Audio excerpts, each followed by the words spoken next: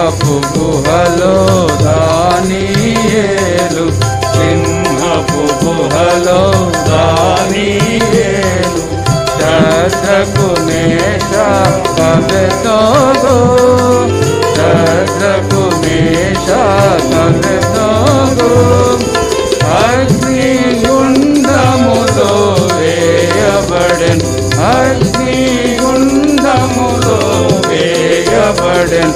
నలుగురిగా కనబడినప్పుడు, నలుగురిగా కనబడినప్పుడు